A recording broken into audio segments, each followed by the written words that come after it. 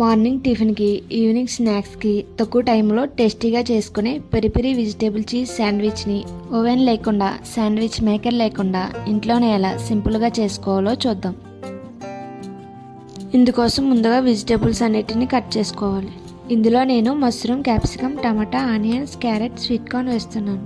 Mushroom optional, మీకు నచ్చితే వేసుకోవచ్చు.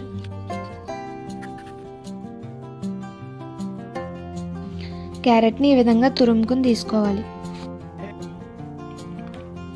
వెజిటేబుల్స్ అన్నీ కట్ చేసుకున్న తర్వాత కొంచెం బటర్, 1 స్పూన్ ఆయిల్ వేసుకుని, ఆయిల్ వేడెక్కిన తర్వాత వెజిటేబుల్స్ అన్నిటిని వేసుకుని వేయించుకోవాలి.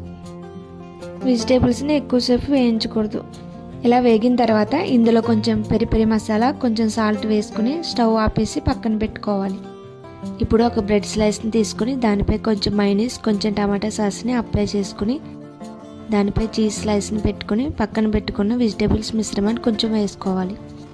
తర్వాత కొంచెం బ్లాక్ పెప్పర్ పౌడర్ని, చిల్లీ ఫ్లేక్స్ని, చీజ్ని వేసుకోవాలి. చివరిగా కొంచెం ఆర్గానో వేసుకోవాలి. ఇప్పుడు పెనం మీద కొంచెం బటర్ వేసుకుని చీజ్ మెల్ట్ అయ్యే వరకు శాండ్విచ్ని మూత పెట్టి లో ఫ్లేమ్లో కాల్చుకోవాలి. తర్వాత ఇదే ప్రాసెస్లో 2 వైపులా బ్రెడ్ స్లైస్ని పెట్టుకుని 2 వైపులా లైట్ గోల్డెన్ కలర్ వచ్చే వరకు కాల్చుకోవాలి.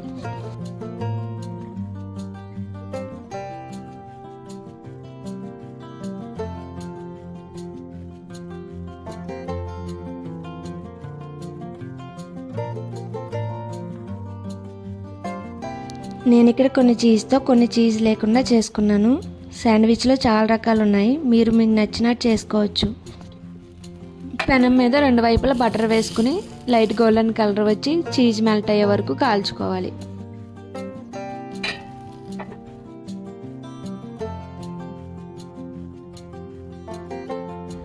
అంతే, ఎంతో tasty peri peri vegetable cheese sandwich ready.